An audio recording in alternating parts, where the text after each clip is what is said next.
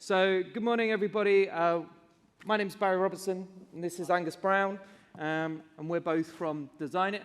We're here to give you a talk called Flow to the Future. Flow to the Future is all about how to set up your flow environment. We won't be going through any kind of migration at this point from workflow rules or process builders. There is a great session at the end of the day by Avi Rosenfeld. Get to that one. We also won't be going too in-depth on how to build a flow specifically. There's a great session going on in the middle of the day called Fantastic Frameworks for Fast Flows, and that's by Evan Ponter, and definitely check that one out. Next. Just click on the thingy again. Cool. So who are we, and why are we up here talking to you guys? Angus and I have been part of Design It, who are a consultancy based in Bristol in the UK. We've both been working for Design It for 3 years, and we have helped dozens and dozens of customers with their automation. And we've, in the past, built some automation we're not proud of and then gone back and refactored it. We've also gone in and rescued people's automation. And over the last 18 months, we've been building a hell of a lot of flows as flow has become better and better, and feature parity has closed with the existing automation tools. So yeah, we're talking about, here we are. I was wondering if my mic was on there, but yeah, lovely to see everyone. I was saying things like hello, good morning, but not really coming through. But yeah, so why are we talking about flow? So the reason why we're talking about flow, and the reason there's so many talks on flow at community events like this, is because flow is the future. And really, it's more than the future now, it's the present. And this is one of the blogs that the new admin evangelist, Jennifer Lee's done, explains all this. And the reason that flow's the future or the present is because workflow rules and process builder are being phased out. And I think the current timeline, process builder's been given a little bit more life. So it's in winter 23, workflow rules, you won't be able to create new workflow rules. And in spring 23, you won't be able to create new process builders. So they're pushing you to use flow. And the reason is you can do it all in flow now. There's been, in the last few releases, there's been some lots of improvements that before, when we used to do declarative stuff, there was a bit of work to work out whether we needed process builder to spark the change and then call a flow. Now we can do a lot more in flow, and it's really the tool you need. And in fact, the sad thing for process builder, when you go to look and the trailhead for what automation tool do I need, process builder, they say process builders are good for editing other process builders. So they haven't really got a life of their own anymore, only for editing old ones. So before you jump straight into making your flows, we've got a few considerations for you. And to give you some context, it's worthwhile taking a look and familiarizing yourself with the order of execution. Now, I understand that vocabulary might go straight over some people's heads. So just to gauge the room, put your hands up if you consider yourself a brand newbie at flow or a novice at flow. Okay, about half the room. And hands up if you feel you're quite experienced with flow and you've done a little bit of it. Okay, nice split in the room. Okay, so without bamboozling everyone who's very new to flow, this is about when you save a record or edit a record in Salesforce, what happens to it behind the scenes. And this little curvy road we've lifted from Salesforce Ben, who have a fantastic article that deep dives into exactly what happens on a step-by-step guide. And in fact, this article's been updated recently, and you won't find this image there because they got a new, better, more detailed image, but it's not ideal for the slide, so we kept the old one. And the important thing is the green boxes highlight where declarative automation fires and is processed. The first green box at point 3 is where your before save record-triggered flows fire. And in the middle, you get workflow rules, and what's boxed as flow automation is actually processes. And there's a little bit of recursion that occurs in the middle there that we're kind of escaping from because it causes issues. And then after that, you get your after-save record-triggered flows. We've also boxed out the yellow bits, and that's where Apex stuff fires, both before and after. So it's just worth bearing in mind where we're coming from and where we're going to. But there are some dangers of multiple triggering flows. Previously, and like really recently, still last year in the middle of 21, as admins, we had no control over the order that our declarative automation fired in. So if you saved an opportunity and had multiple processes firing when an opportunity was saved, you didn't know which order they were firing in. And it was inconsistent between orgs. So if you built and tested it in a sandbox and then deployed it, the order of those processes from Process Builder would get evaluated, would and often did change, and that meant things were unstable and would throw errors when they worked in sandbox. Not helpful. So we need to wrestle back some kind of control to make better use of our automation. Of course, we're not the only people wrestling with this. Developers have been doing it for years. So let's take a little bit of a look at what developers do and the mindset that they go through. They have this concept of only having one trigger per object. So it's a little bit of code that says, hey, a record has been created or edited or deleted. So what happened to it? And then it goes, right, now I'll go tell all the other code in an order that I control what I want it to do. And all the other code then goes and does the doing. That's their mindset. That's how they control stuff. And so we can attempt to mimic this.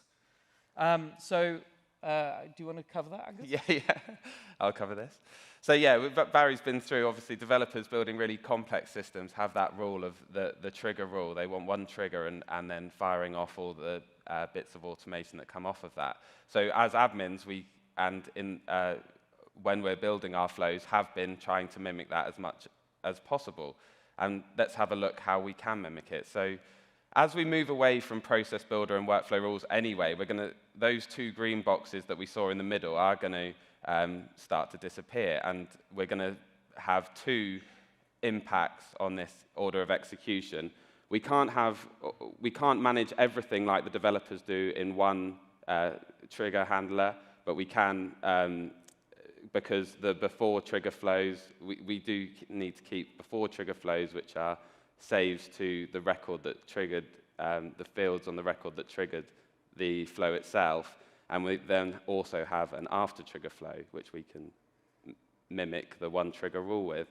So as a best approximation, when you're setting up your flows, how we've been working in the past is having one before save flow, one after save flow, and from there, triggering lots of little subflows. If we've got a complex jobs that need doing and complex logic, we can export them into subflows and call that from our main after save flow.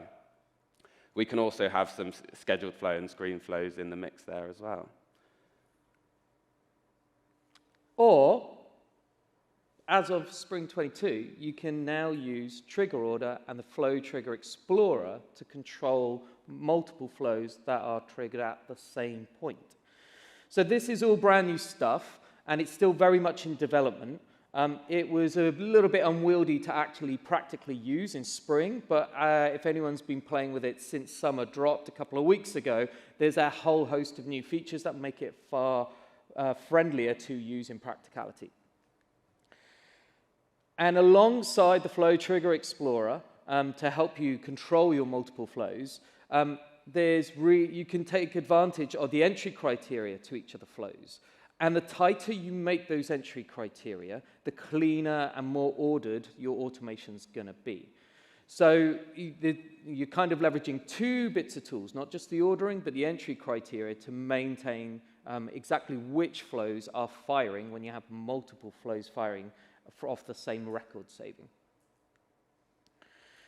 So you're left with a key decision, and that's whether to go down kind of the developer, let's just have one record triggered flow and control everything through decisions and calling subflows from that, or let's have multiple record triggered flows and use the Flow Trigger Explorer and entry criteria to maintain our control.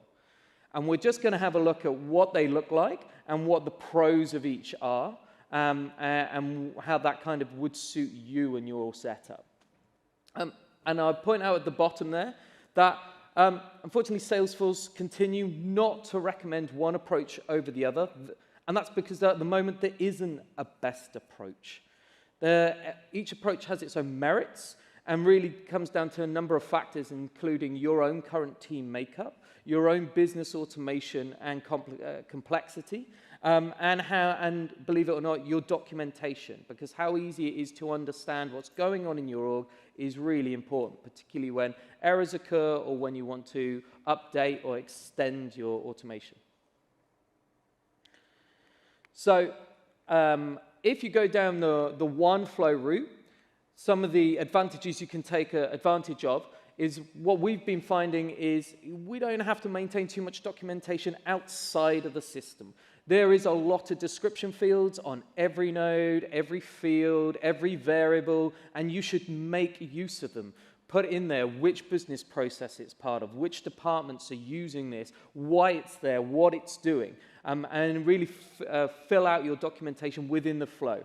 Then whoever comes along can very much teach themselves by just reviewing the nodes individually.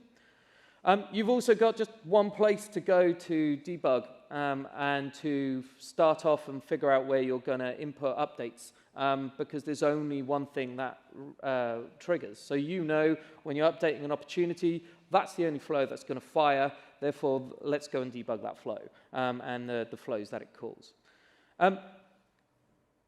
It also helps you to minimize DML actions. DML actions are those pink nodes. They are quote unquote expensive in the terms of flow. That's what computationally they take up a lot of time and power, and they're the things that can slow you down, or if you've got a few of them, speed you up. So you want to do as few get records, create records, update records as possible. And if you're doing them, following the one flow rule, you can actually pass record variables up and down to subflows and then just do one set of updates at the end. You can also do one set of gets at the start so you have the records available rather than doing it multiple times in each subflow. Another advantage is that you're adopting a bit of a developer mindset, and this can really help if you've got a multifaceted team of developers and admins working together. Sometimes developers aren't the most up-to-date with flow, and if they come in and you're working in a completely different way than they think, that can be a barrier to understanding. Equally, if you're designing and building flows in a way that they're familiar with and their behavior, then it helps them to help you out and see where they can add value, help you debug things. Some of the advantages of multiple flows, each flow only triggers when the entry criteria is met. So technically, when you update a record, if it doesn't meet any of your entry criteria, you won't be calling any flows. Therefore, things will execute faster.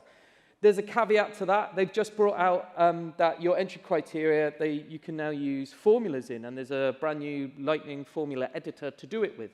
But evaluating formulas is computationally expensive. So if all your entry criteria are evaluated by formula, it will then slow it down again. So they only use the formula editor for your entry criteria for truly complex entry criteria. If you can do it using the boxes and the and/or logic, that actually computes faster, bizarrely.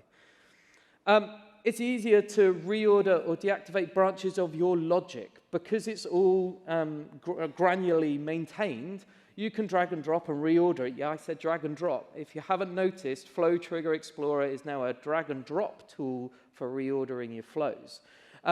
And so it's really easy if your business requirements change, to change when your logic fires, or just to go, hey, that business process is no longer relevant, or we need to temporarily disable it, and rather than try and update a larger set of automation. And we've also been finding that it's simpler for newer team members to contribute to. If you're an admin and you get asked, hey, can you just go in and when this record changes, just update a related record? If you go into a massive flow you've never seen before, it's pretty darn daunting. And you'll probably be anxious about breaking stuff.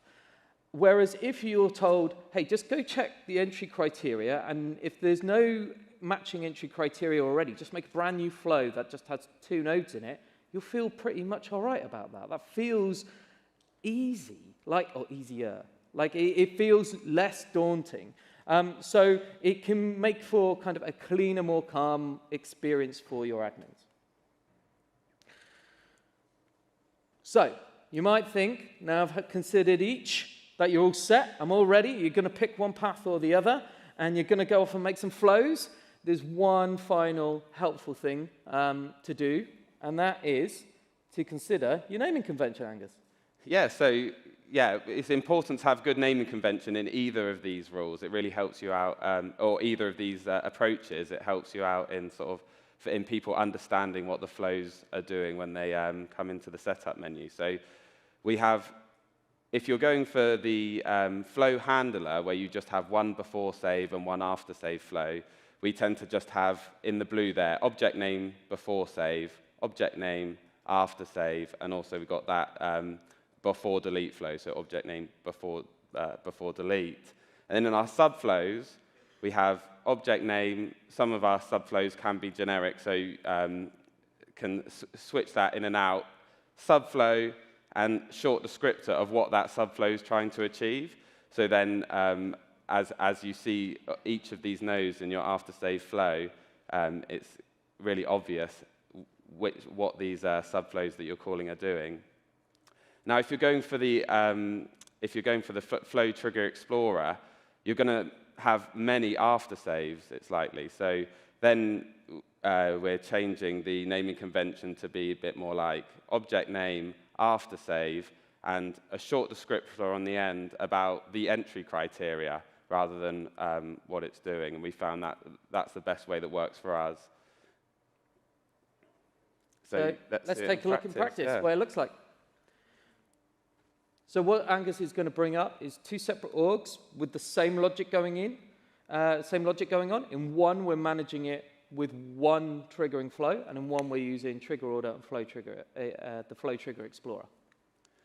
Yeah, so in this first org, this is a screen that's familiar to us as admins. We're in the setup menu, and to find our flows, we go to the quick find box and flow. And here, as something we'd like to show here, often people don't realize actually this is controlled as list views. So with a good naming convention, we can create our own list views to pick up flows that we're particularly interested in. Also, there are fields available here, like you get to see sort of what type it is, whether it's a record triggered flow and the triggering object. So you can use those fields to filter and create list views to pick out the flows that you're interested in. And you'll see here that we've got, as we said, our opportunity after save, an opportunity before save in this case, and many subflows which are doing actions to the opportunity at different stages in the decision. So I'm going to click into the after save. We can have a look at how this looks.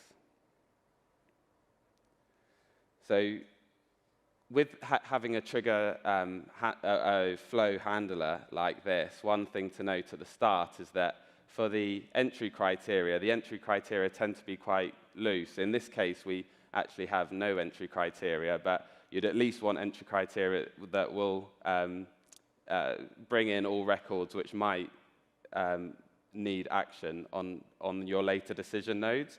So you actually sort of initiate this flow for lots of records when you have a flow handler. And then as we go down the flow, we see we have these decision nodes asking, is the opportunity closed? I can click in and see this. And you may have more complex logic at each of these stages. We're looking at if the opportunity is then 1, and then we're looking at is the opportunity 1 and over 4,000. You can see this kind of way of setting up flow is kind of looking very process buildery. Your flows start to look like those decision nodes that we know from Process Builder, and we have our actions stored in these subflows. I'll click into a couple of these subflows. Some of these subflows really could be, you could use the pink elements in there yourself. This one, for example, is closing the open tasks on the opportunity, so it has one pink node there. And some are slightly more complex. If I go here, either passing in the opportunity record or the ID, and doing things like this one is we're going to email opportunity team members. So we find those members related to the opportunity and build an email string and send off the email. So we've seen how this will look in a flow handler, and now we can look and see how this would look in the Flow Trigger Explorer world, which I've got over here. So,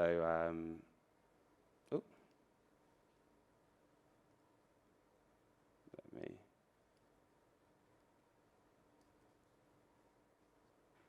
I haven't actually got it. Let me. Was the last one not yet? Is it?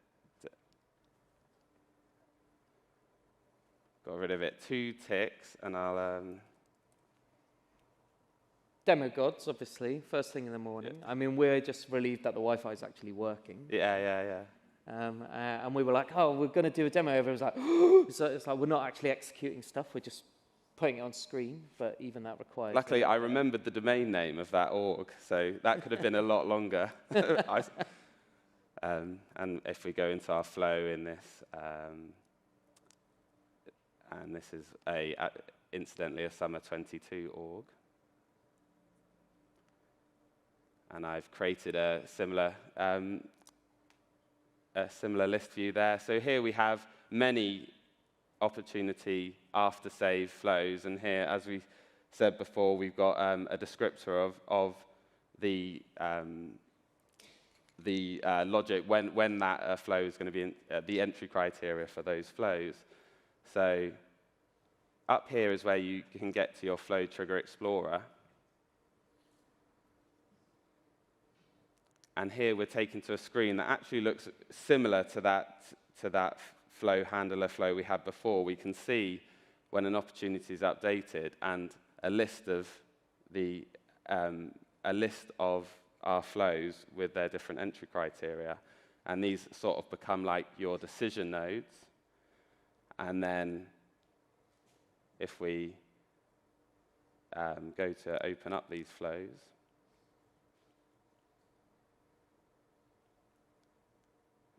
our decision nodes start to, that logic becomes the entry criteria for each of these different flows. So just to confirm, we're using the same logic, whether we're using the decision box or the entry criteria. So there's really no difference for your business process and your business logic. It's all framework and how you are implementing it within Salesforce. So yeah, Barrie was mentioning as well before that you can have more pink nodes with this approach, and we built in an example of this. So when we have our flow opportunity 1, in an action here, we update the account to say that they're a customer down here in this node here. And also when we have is1 and amount over 4,000, we go in and update the account to be a high priority customer. So with this approach, because these flows can't interact with each other and aren't passing each other variables, we've had to make 2 DML statements, 2 update elements to the account during the transaction when this opportunity is saved. If we go back to our the way of having a flow handler after save flow, then we can do something along the lines of creating ourselves a variable that represents an account and save field values to this account. So in the world of our flow handler, we pass in this variable, the account variable. We do some processing within that subflow and pass it back out. Later on down the line, we can still be using that account variable, passing it in and passing it out. And at the end, we can check whether we've accessed these 2 subflows, whether the account has values that need saving, and come down and just make that one DML statement. So that's the example of where you can find more efficiency in these handler flows. Are you clicking again? Back. Yeah. Cheers for that, Angus. No worries. So some of the benefits of whichever decision you choose of having a good flow structure is that you're going to get clearer control over your automation. And that's really important. You need to know what's going on, in what order, and what happens. You're also going to get more reusability. The reason we've used subflows up there is because you can start calling subflows from multiple different record-triggered flows. So you might have a bog standard subflow called create a case, and you can call that subflow from an opportunity update or an account update or a custom object update. But you're only maintaining one flow for create a case and just use it everywhere. So you're getting a lot more reusability out of the automation that you design, and that's really helpful. You're going to get greater visibility of your automation either way. Again, as we said, it's going to, once you settle into using one or the other, it's going to be really obvious what's going wrong or where you need to build and extend something and where that business logic is kept. And regardless of which option you choose, you're also going to get more efficient automation. So at the moment, when a workflow rule or a process from Process Builder fires, there's an initiation step to just figure out whether it's needed or not. That doesn't exist for flow. And so just a processing time of using flows is superior to using the older forms of automation. And then when it executes itself, they're also faster. So the before save flow is, I think it's up to 10 times faster than a record workflow rule that updates field updates. So just by moving to flow, you will get a faster system. But it's really about your choice as a team, and it should be a conscious choice. Because if you walk in and make flows haphazardly, you'll end up with a bit of a mishmash of the two systems, and that's when it becomes really hard to tell what's going on in your org and where you need to go to diagnose errors or build or update new business logic. And so it's definitely worthwhile considering which approach might be right for you and which approach might be right for the org you're working on, and then committing to that. It will provide clarity of design of automation for you as an individual, but you as a team, and you'll start to build much more efficient flows as well. We've got a few resources because we're well aware these slides are going to be accessible as well, so don't worry about scribbling down the hyperlinks, but it's just to point out what is available. So the first article is the article we started off with right at the start of the talk. It's Jennifer Lee's post all about what's happening to declarative automation. And it gets updated periodically, so it's updated in April with the roadmap of when workflow rules are being retired, when the migration tool is coming online, and things, other considerations. The Admin Evangelist team has also started a weekly stream called Automate This, and one of the first sessions was all about a deep dive onto migrate workflow rules and processes to flow. And a lot of it wasn't hands-on, do this, do that. It was about how you assess and evaluate the automation that's currently going on in your org. It's about an hour long. It's a really good watch. I highly recommend that one.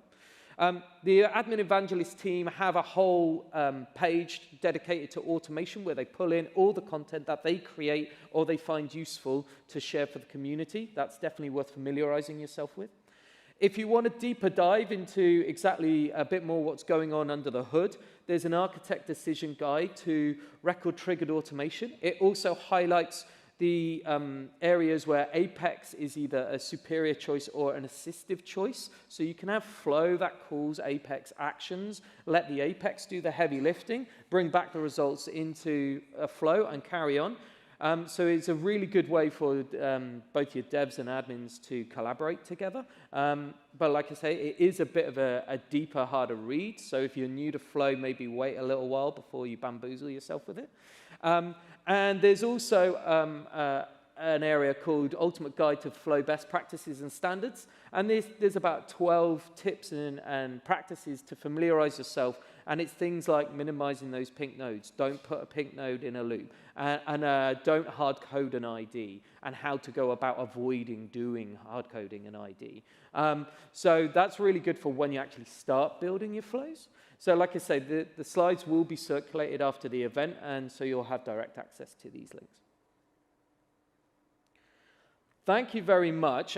We've got some time for questions, and we did that on purpose because we feel it's quite an emotive topic, and usually people come at us with a lot of questions. So, hands in the air. Can we have some house lights up a bit, because the audience are a bit in the dark, so it's hard to see whose hands go up. So, questions on the front here. Yeah. Okay. I think there's a talk this afternoon about error handling. Yep.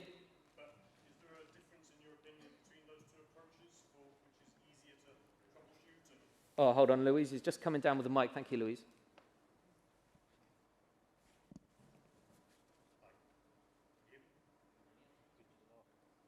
Hi. I think there's a talk this afternoon about error handling, yep. But I was wondering if you had opinions about the two approaches and which is easier to troubleshoot and which is easier to handle. So the general approach to error handling that we like to implement is wherever you have a fault path, it goes to a subflow. That subflow is a common element that we call from all our different flows, and you pass into it various variables that report back what the flow name is, which flow node you're on, and so on and so forth. So you get a much more customized error message coming back to you, because I don't know about anybody else, but if you stick with the bog standard error message, you're like, I don't know where it's gone wrong. So we highly recommend building a subflow that contains far more rich information, and building a fault line off virtually every node in your flows. We didn't put it in here because we thought it might distract and clutter generally, but it doesn't. Because of that, it doesn't really affect the performance either way, and it doesn't make one more or less problematic. You'll see a lot more fault lines in your one handler flow than you'll see in your multiple flows. So, but they'll also, because they'll all be going to the same node, they'll all truncate. I don't know if you've seen this. If you use the auto layout feature rather than the free format feature, and I know that's a divisive topic of which way you should lay out your flows, but if you use the auto layout feature, if multiple nodes are trying to connect to the same thing and it's going to make a mess of lines everywhere, it basically truncates it and says, it's a little bubble that comes off and says it connects to somewhere else on the map. And now in Summer 22, when you click that where's this connected to, it actually highlights it and takes you to it. And so it will clean it up. It won't be as messy as it looks. And yeah, if you're doing proper error handling, then it's probably, I don't see much benefit either way. But you do get more noise from nested subflows because you get error from both the handler and the subflow. Any other questions? There's a question at the back. Thank you, Louise. Hi, guys. Thank you. Very interesting information there. Just with subflows, I remember a couple of releases ago in particular, they weren't massively robust. So I like the idea that you've got of using subflows and passing variables to subflows. Do you find that's robust enough now? Do you still strike limits? Is it still performant enough using the subflow method? Yeah, short answer is your mileage may vary, and definitely you're in the realms, if you've got a bigger org, of needing to consider your governor limits. One governor limit you need to consider is the amount of nodes you can traverse in a single transaction on a flow is 2,000 nodes. So if you have a really big handler and you're going up and down, up and down, up and down, and all around all the subflows, you're going to hit it.